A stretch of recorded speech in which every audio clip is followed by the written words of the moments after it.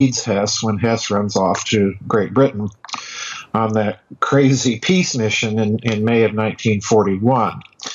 But Hess definitely was a man that was interested in the occult, in esoteric literature and lore and legends like Atlantis and so on. So it's very interesting that you have these two gentlemen, Rudolf Hess and Hermann Goering, that sponsored the the German expedition to Antarctica that traveled down to Antarctica in the autumn of 1938, specially outfitted. They even got Admiral Byrd from this country to come over and lecture the Nazi expedition people on the conditions that they would expect to find in Antarctica and so on and so forth. So there's even a connection of this expedition to the post-war expedition of Admiral Byrd, because, of course, he goes down there with Operation High Jump in 1947, returns. It's outfitted for 8 months, and he returns after a few weeks, gives a very strange interview on the way back to a reporter from Il Mercurio of Santiago de Chile, talking about, the United States is going to have to prepare to defend itself against enemy fighters that can fly from pole to pole with tremendous speed. And this is reported in the El Mercurio. I actually have a photograph of the article I believe it's in my book, The Nazi International. So anyway, this gave rise, of course, to all sorts of mythologies within the alternative research community that Admiral Byrd's forces had either encountered extraterrestrial UFOs down there or some sort of Nazi hidden flying saucer research base, which, again, is one of those myths that's out there. I do not subscribe to it. I want to make that absolutely clear. But it is clear that the Germans went to Antarctica in 1938 and 39. The expedition returned to Germany in 1939 as the war clouds were gathering for the Second World War. So the real question is, why do you have someone like Hermann Goering, who, of course, founds the German Air Force, the Luftwaffe? He founds the Gestapo. He is in charge of the Nazi economic and rearmament plans. And Rudolf Hess, on the other hand, a guy that's up to his earlobes in occult doctrine and occult connections and so on and so forth. Why are these two men sponsoring this expedition? And I do suspect that when you look at Antarctica itself, if there is any place on the surface of this planet that could fulfill the basic requirements of the Atlantis legend, as Plato outlined it in the Critias and Timaeus, it would be Antarctica, because it's an entire continent that quite literally is submerged underwater. That is to say, under lots and lots of ice. So I do think that there's this hidden Nazi connection, or hidden esoteric connection, to the Nazi expedition, and it may have played a hidden motivation to that. The trouble is, we know very little about that expedition, because when it returned to Nazi Germany, Goering had a medallion struck to commemorate the expedition, and of course the crew members were given medallions, and it was briefly reported on the Deutsche Wochenschau, the weekly newsreels throughout Germany. But after that, you didn't hear anything more about it, and pretty much everything that the expedition may have discovered was probably classified by the Nazis, which is why it's so difficult to find out anything about it that has a provenance in terms of evidentiary value that you can trust to use for it. There have been reports of occasional newsreels and films that appear occasionally on the internet, but it's difficult to assess whether they're legitimate or not. So we're left questioning. But I do think, given Hess's involvement, his interest in the occult, and then, of course, given Heinrich Himmler's extreme interest in occult and esoteric matters, that this may indeed have been one of the motivations for the Nazis to go down there.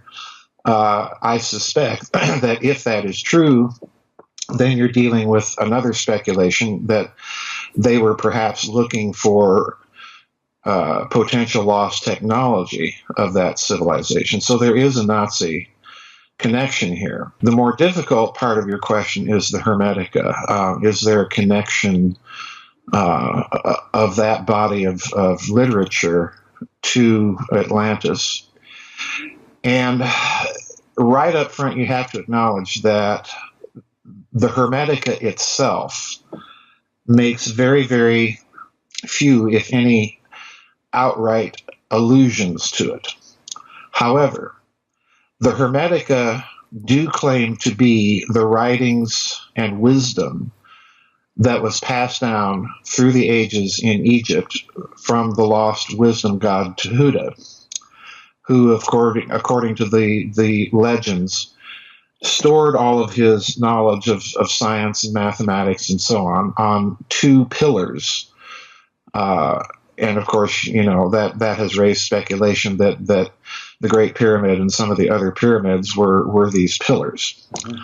The problem with the Hermetica, as I pointed out in that book, was that the Renaissance humanists in Italy, Cosimo de' Medici, was in fact the man that paid money for the Greek texts of the Hermetica and then eventually published them in Italy. They had been handed down, and there were bits and pieces of the Hermetica that were known in Western Europe prior to his publication of them, but the entire text was a different matter, and this is what he got his hands on and eventually published. The tendency of the Renaissance at that time was to take the Hermetica texts at their word, that they did indeed represent the lost teachings of Egypt. And of course, this caused a firestorm, if you want to put it that way, of controversy at the time. And eventually, because the Hermetica were so influential during the Renaissance, an English scholar by the name of Isaac Casaubon delved into the question of their authenticity. And he made a case, and quite a very good one, that there were the presence of Greek words in the Hermetica that dated no earlier than the 2nd century AD. So in other words, they couldn't, they weren't even as old as Plato. So they couldn't possibly be something handed down from ancient Egypt and the ancient Egyptian wisdom god. And their matters rested academically, more or less, since the Renaissance, up until about 2 to 3 decades ago. What Casaubon's study did is it essentially drove Hermetic thinking and the texts themselves back underground for quite a period of time, because the humanists could no longer appeal to them as a body of text that predated the biblical text. This is essentially what happened. The interesting thing is that modern scholars, many of them coming out of Oxford, have re-examined Casaubon's argument, and they have pointed out its fundamental flaw, which is a very modern one, and it's almost taken for granted. We have the idea that if you write a text and put your name on it, then the text originates with you, okay? This is the essential logic underwriting Casaubon.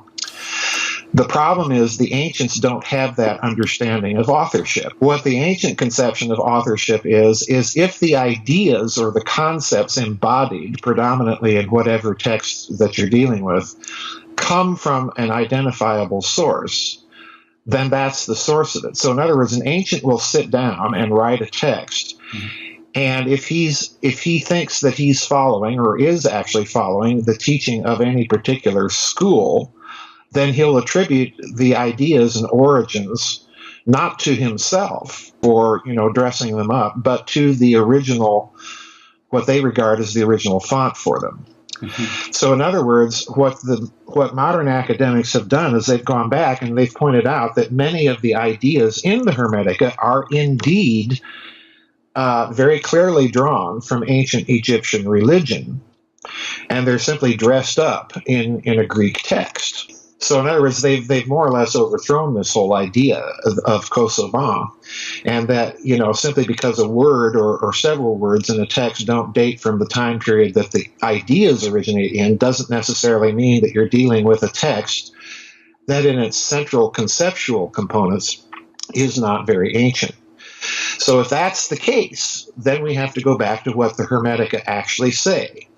They make the claim that they are coming ultimately from any ancient Egyptian wisdom that is traceable back to the wisdom god Tehuta, who, of course, the Greeks called Hermes.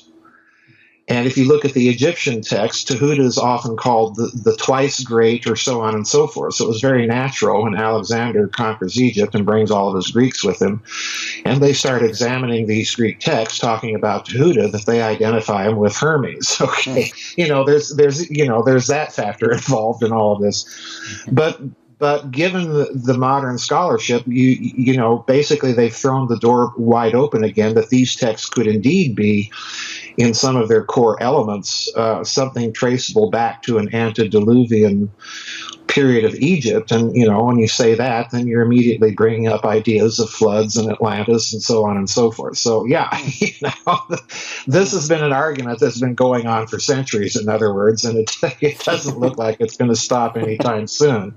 The Nazis certainly would have been aware of the text of the Hermetica. German scholars studied it just like British and French and Italian scholars studied it. So it's not something they would have been unaware of. I don't know of any extant document or evidence that definitely connects their Antarctic expedition to any Hermetic influence. But again, this is a case where they would have been guessing between the lines, much like we are, and thinking that, well, okay, if there's one place on Earth that fills the basic bill for Plato's Atlantis legends, then it would be Antarctica. The way I've handled the Atlantis myth is I'm doing one of those exercises where you say, okay, assuming what they say to be true, what are the implications? Well, if we go back and look at Plato and his dialogues where he's talking about Atlantis, he tells you very directly that he is repeating a story he heard from his uncle, who in turn had been initiated into the Egyptian mysteries by an Egyptian priest. So in other words, number one, Plato up front is telling you that you have to accept me on my word that I'm hearing this story, and that I'm not talking big allegories here, that I'm not making up fiction. And number two, if that's the case, you also have to reckon in the fact that if you're dealing with wisdom that's been handed down, it's been handed down probably in a form that is designed to both reveal and conceal wisdom over a prolonged period of time. Mm-hmm. So I've taken the Atlantis story to be kind of a multi-layered, deliberately constructed allegory that can be true on a multiplicity of levels. In other words, it may have a terrestrial solution. It may have an extraterrestrial solution, because we have to remember that for the ancients, terms like continents or mountains could be used interchangeably with planets. Terms like oceans were often, or abysses. The abyss was something that they used for actual physical oceans with lots of water. And it was also a term that they also used for space, for interplanetary space. It was, it was an ocean to them. So in other words, once you understand that the ancients are speaking in a multitude of levels at the same time, and approach the Atlantis story in that fashion, then it could be true on a multitude of levels. There could have been really a continent, but by the same token, it could be an allegory for a mountain or a continent that sank under the ocean. In other words, a planet that literally disappeared into the abyss of space. And this is the approach I basically took in my book, The Cosmic War. You know, you have the idea that there was a planet in the solar system long ago that blew up. So, you know, the way I approach the Atlantis story is that this is yet another one of those ancient mythologies that was deliberately crafted in a multi-layered way. And I think if you look at the Nazis, it's safe to speculate that perhaps they looked at that story in that way. And the reason I say that is that in 1935, Heinrich Himmler began to recruit people into the SS that had, let's just say, esoteric credentials. In other words, they were experts on occult lore, literature, legend, and so on. And eventually he establishes, I believe it was in 1940, he establishes officially, although this department actually existed prior to its official establishment. You find that pattern a lot in Nazi Germany. It's the German equivalent of plausible deniability. Okay. So you have a lot of these departments existing unofficially, but then there's a decree that officially establishes them. The SS, Heinrich Himmler, established a department within the SS called the Ahnenerbe-Dienst, okay, in German. That means the Ancestral Research Bureau, okay? And in the little memo or directive that he issued to establish this thing, this was a department set up solely to investigate occult lore, legend, literature, practice, of all types, no matter how loony it seemed. It was established to investigate every little last nook and cranny of what we would consider the occult or esoteric or alternative legend and lore for, and this is the key point, for its potential military application. So in other words, folks, what Nazi Germany is telling you is that it's the first modern great power that has technological sophistication that's deliberately going out and looking for a lot of ancient stuff for its potential military application. So in other words, we now have the weaponization of archaeology, if you want to put it that way. To me, this is a clear signal that the Nazis suspect there's something up. So something is going on in these ancient texts that clearly indicate that there's a very sophisticated, very destructive technology that simply went missing when we blew ourselves apart in an earlier period of human history that's now lost in the mists of prehistory and lost in these legends and texts and lore. So I think it's, given all of these kind of background circumstances, I think it's a plausible speculation to argue that, yes, they were going down to Antarctica to look for something, which they suspected may have been there. So, put that in the context of the fact that, Secretary of State John Kerry just made a little junket to Antarctica. We've got Prince Harry of Great Britain. We've got King Juan Carlos of Spain, before he died, went to Antarctica. The Patriarch of Moscow a few months ago.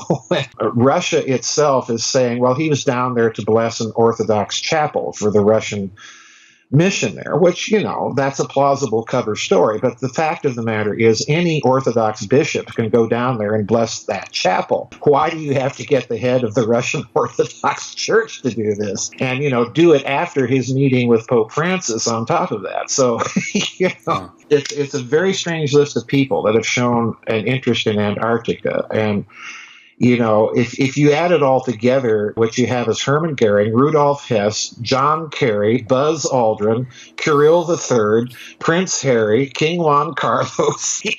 That's a very bizarre list, and I don't know about you. That tells me there's something going on down there. And, they're not going down there just simply to study global warming data.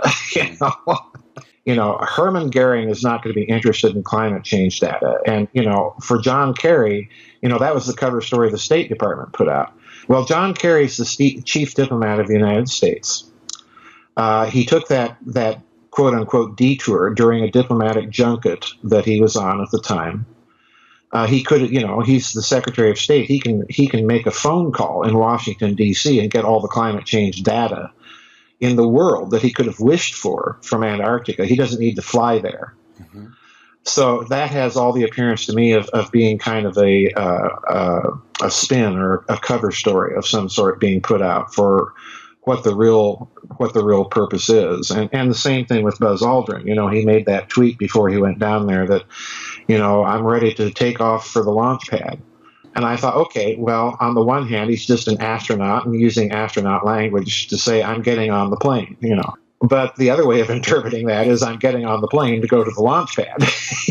We're left speculating here, but everything on my suspicion meter tells me that, yeah, there's something going on down there, and they're not telling us about it. The Mesopotamian texts are full of this stuff, the war between Marduk and Tiamat.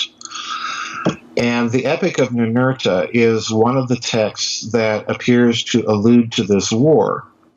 And I reproduced the entire text in the Cosmic War, and I did it for one fundamental reason. When you sit down and read that text, it's immediately clear that you're not reading an epic of any sort whatsoever. When I think of epic, I think of Homer, Iliad and the Odyssey. The last thing I would think of would be the Epic of Ninurta, because when you sit down and actually read the text, it's about as exciting as reading the index to a Sears catalog, and that's literally what it is. It's nothing but an inventory of the technologies that were recovered from the losing side in a war. That's all it is. It's like reading the report of the French and British military attachés on German war-making potential to the Treaty of Versailles. And you sit down and read it, and you quickly discover that this is nothing but an inventory of some sort of technology that appears to be crystalline or at the minimum stone in nature.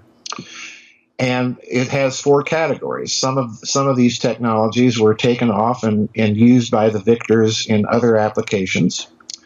Some of these technologies were studied. Some of them were destroyed. And then there's a fourth but very, very small category of a few of these stones, tablets of destinies, whatever you wish to call them.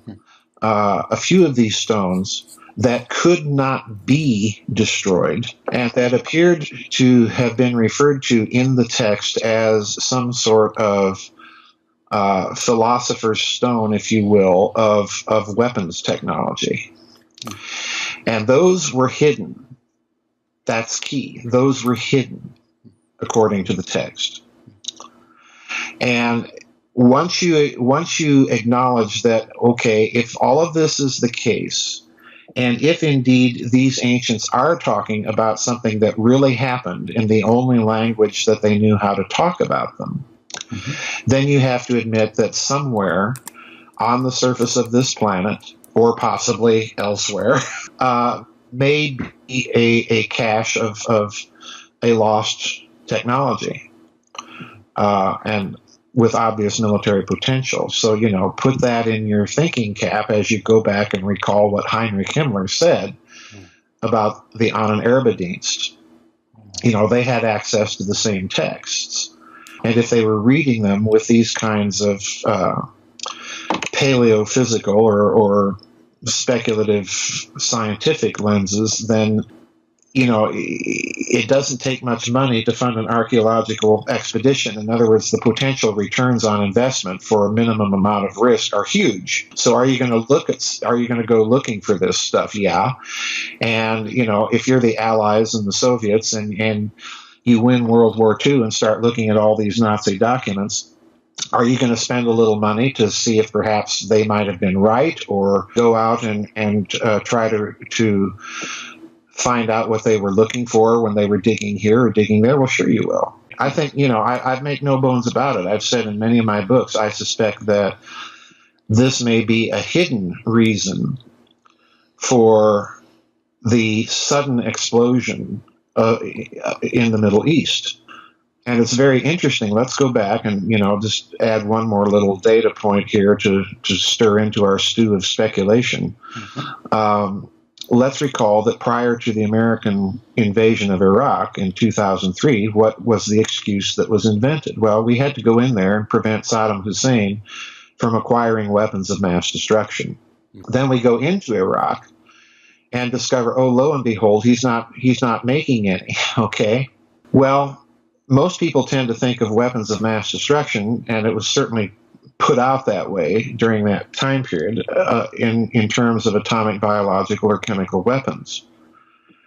But if you're thinking in a much broader picture, if you're painting on a much broader canvas, and realize that these ancient Mesopotamian epics, which are, of course, in Iraq, if you start thinking in terms of these ancient epics talking about, wars of the gods and blowing up planets and technologies that couldn't be destroyed, so they had to be hidden, then, you're going to go looking for it. Now, it's interesting that Saddam Hussein, of course, had German and French archaeological teams digging up all over Iraq.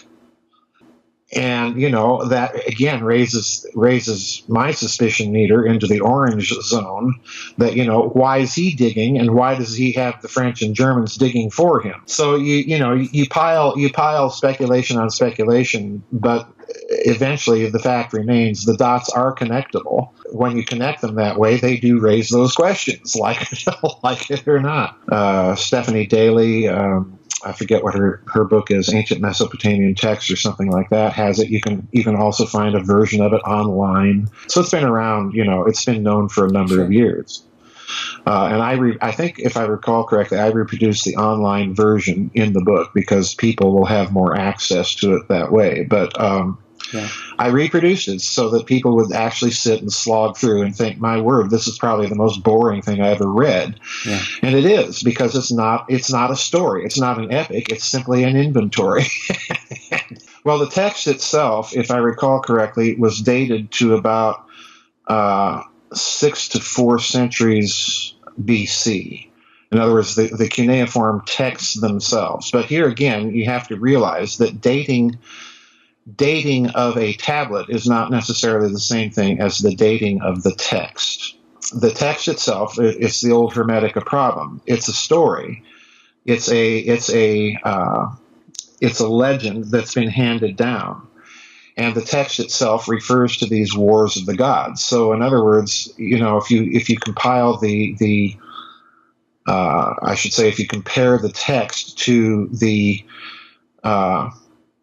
interplanetary geological data and the celestial mechanics data, the idea of exploding a planet, Tom Van Flandern, the astronomer, wrote a book about the exploded planet hypothesis, the asteroid belt being the remains of an exploding planet, which is what astronomers thought when they first discovered the asteroids. He revived that hypothesis, and I think did a brilliant job of arguing in its favor, that there was some planet that's no longer there, that was blown up. Well, if you compare the two, then you would the earliest date possible in his thinking would have been about 3.2 million years ago. So in other words, if we had a sophisticated enough civilization that long ago to blow itself apart, then probably the only thing that's going to remain are stories about it. And of course, every classical civilization we know of, the Egyptians, the Mesopotamians, the Vedic civilizations in India, the South American native tribes, and so on, have stories of wars of the gods. Mm-hmm. So, it looks to me, if you're willing to speculate a bit, that it may have been a real thing, that they're going out looking for this stuff. That's the bottom line. I think that's exactly what they're doing. They're actually looking for it. If you look at another aspect of this story, and eventually I hope that I'll be able to look into it, I've been over the years trying to pierce the veil, but there's been enough clues that the Soviet Union was doing this during its existence, just experimenting in all sorts of very weird areas. And one of the things that they were doing was kind of following up on what the Nazis did. And I certainly think that the Western powers have as well. And the strangeness going on in Antarctica, this may be a part of the story. It may not be. I don't know. There's no evidence, but my intuition tells me it probably is, because they're certainly keeping a tight lid on any sort of factual information, and they're publishing all sorts of nonsense as to why all these people are going down there. They're looking at something. There's no doubt in my mind. And what it is, we're just not sure. But in the context of what I've been arguing in my books, I suspect that it has a great deal to do with this way of looking at some of these ancient texts, like the Epic of Ninurta, and they're actually looking for this technology. And I think that's yet another reason for our continued engagement in the Middle East. Ask yourself this. We were told when we went into the Middle East that this was all about securing oil. Well, America became more or less energy self-sufficient a couple of years ago. We don't need that Middle Eastern oil. Most people aren't even unaware of that. So why are we still there? I suspect that there are other pressing national security reasons that transcend, relationships with Israel or the traditional alliance with the Saudis and so on. I suspect that there's definitely something else afoot here, and they're never going to talk about it, because if they were to do so, it would sound nutty. I've always used the model. That's an excellent question. I've always used the model, and this is my basic thinking, that if there was indeed a destructive interplanetary war of some sort in this solar system, lost in the mists of prehistory, that the elites of both parties in that war are going to try, as they see the fact that, we've just blown our infrastructure for survival apart. What they're going to do is they are going to try to jumpstart and preserve as much of their knowledge as possible, and in doing so, try to jumpstart civilization again. So they're going to concoct carefully myths and legends that will endure over time, number one, so that the signal won't get lost in the noise of transmission. And number two, they're going to do it in such a way that as science advances again to their level of understanding, those texts will reveal more and more a scientific background rather than merely a mythological one. So I suspect, that's part of it, that you have two elites surviving that occasionally make common cause with each other without, at the same time remembering, hey, we just fought a war with these guys. So it's kind of like a mafia, if you want to look at it that way. The other thing I think is crucial here is that the texts themselves, particularly if you look at, Greek mythology, the Mesopotamian texts, even the Egyptian texts, hint that this is something that takes place within a huge extended family. So in other words, it's a civil war. And my model for talking about this ancient war is to think, to tell people, think of World War I. Kaiser Wilhelm II is the grandson of Queen Victoria of England. His mother was English. So therefore, this is why you see the Kaiser going so often to Great Britain. The Kaiser spoke English very well. Most people don't know that. You can actually go on YouTube and listen to an old Dutch radio broadcast of Kaiser Wilhelm II after the war, when he was in exile in Holland, and hear him talking English. And it's, a typical upper-class British English that he's speaking. But, he's related to the royal family in Great Britain. His cousin is King of England during the war. He's related by marriage to Tsar Nicholas II. And, related to most of the other royal houses in Europe, including the Habsburgs, the Savoys. So in other words, if you look at World War I in a certain sense, it's a big family feud. And, the result of it is, peculiarly, the only royal family, the Windsors, or to give them their proper German family name, the House of Saxe, Coburg und Gotha, they changed their name to Windsor during the war because, everybody knew that the whole family was German. The ancient texts are saying the same thing. You have this god fighting that god, but if you look at at the family tree, so to speak, they're all related to each other. Well, if we assume that all of these texts are talking more or less in a very broad way about the Atlantis myth, the most compelling ones that I personally think that reveal this war and this relationship would be things like the Epic of Ninurta, the Edfu texts in Egypt, which you can't even get a hold of translations of those, to my knowledge, in any public forum. You're still reliant on secondary sources, and I forget the name of the lady that R.H. Reynolds or something like that that published a book about the Edfu text, but nevertheless fascinating. Andrew Collins has published a bit about the Edfu text, but those texts, some of the Ugaritic texts, which is a civilization kind of at the northwestern end of the Fertile Crescent on up into Turkey. Some of those texts talk about it. Certainly some of the Vedic texts, again, the Ramayana, the Mahabharata, they talk about wars of the gods all the time. This is a fairly universal idea. And again, you get a whiff of that war in Plato's version of it because, he emphasizes over and over again that Atlantis was a very warlike society, made war on Greece and was ultimately defeated. So, the idea of war in Atlantis and advanced technologies are always kind of hovering, clustered together. And some of the South American Indian legends have some very interesting perspectives on it as well, particularly the legends surrounding Pumapunku, Titicaca in Bolivia. So this is a fairly widespread phenomenon. And the clincher here that takes me back to the idea that with the Atlantis mythology, and I'm speaking now not simply in terms of Plato's version, but the whole cluster of concepts around it.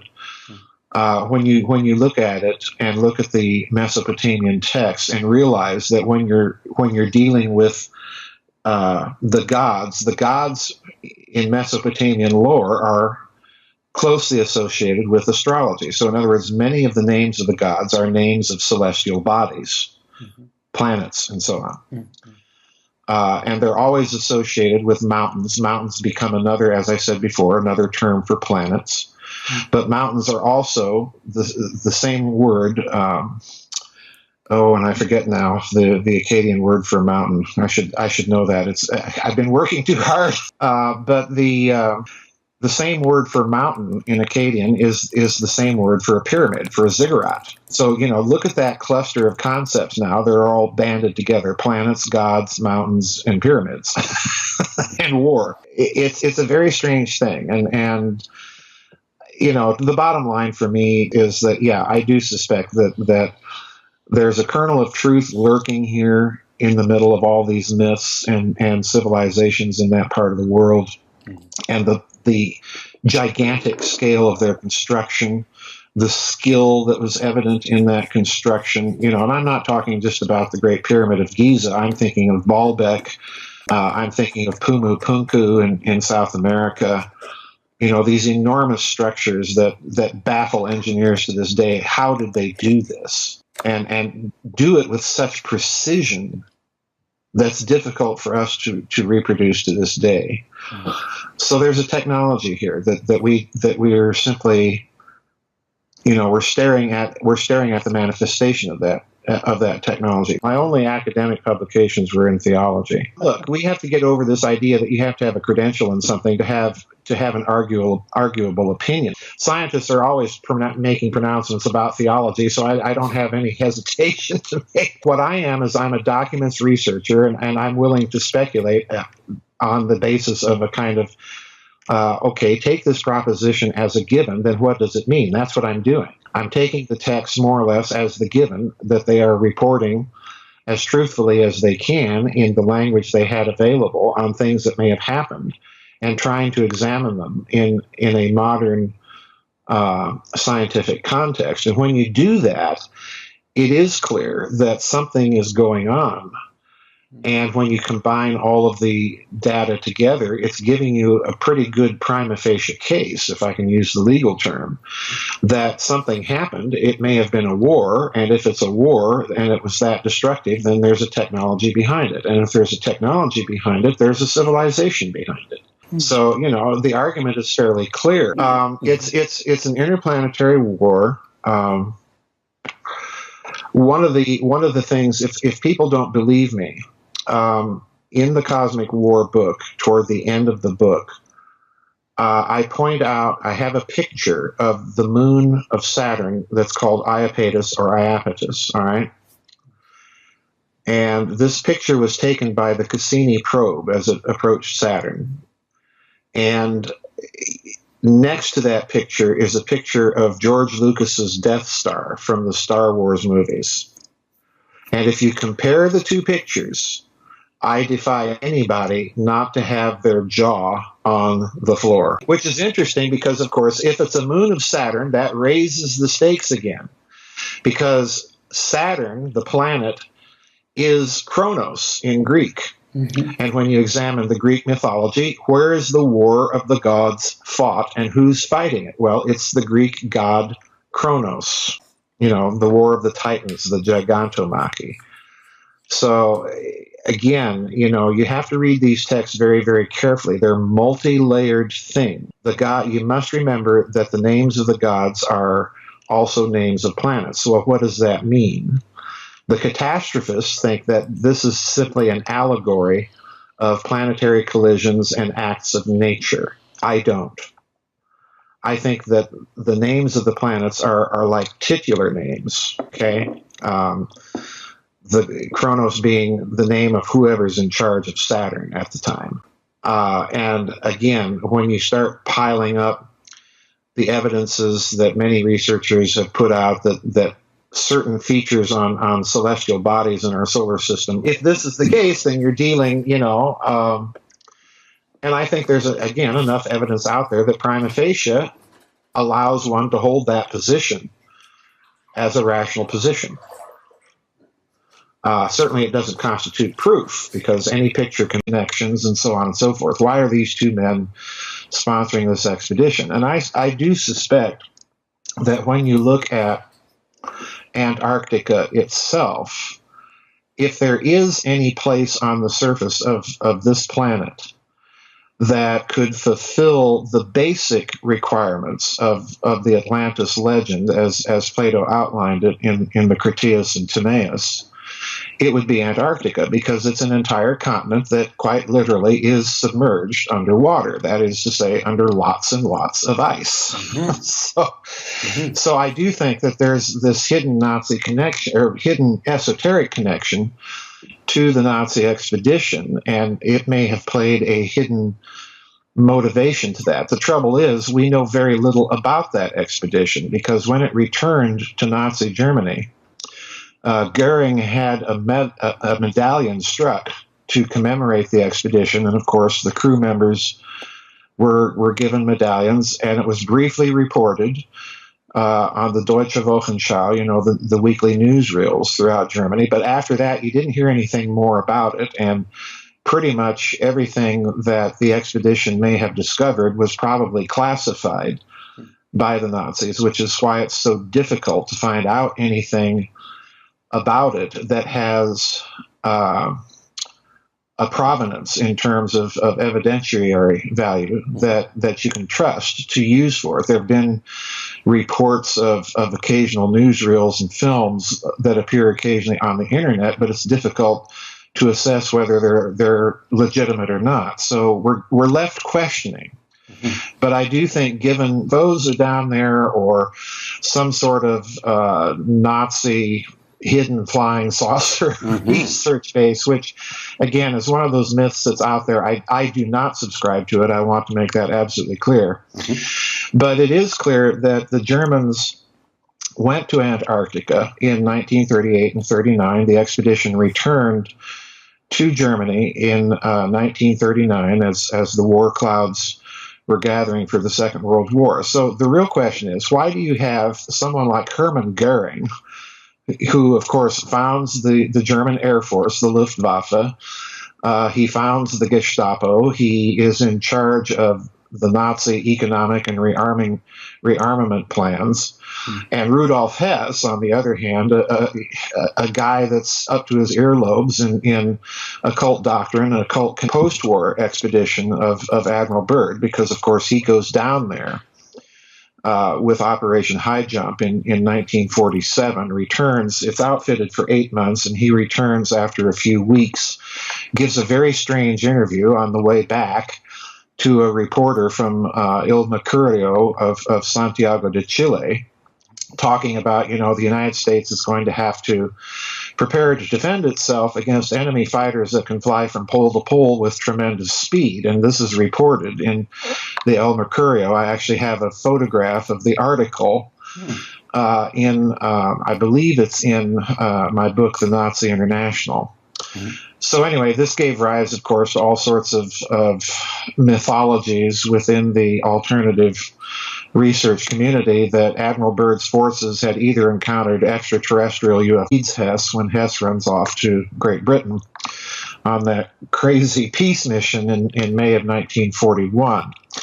But Hess definitely was a man that was interested in the occult, in esoteric literature and lore and legends like Atlantis and so on. So it's very interesting that you have these two gentlemen, Rudolf Hess and Hermann Goering, that sponsored the the German expedition to Antarctica that traveled down to Antarctica in the autumn of 1938, specially outfitted. They even got Admiral Byrd from this country to come over and lecture the Nazi expedition people on the conditions that they would expect to find in Antarctica and so on and so forth. So there's even a connection of this expedition to the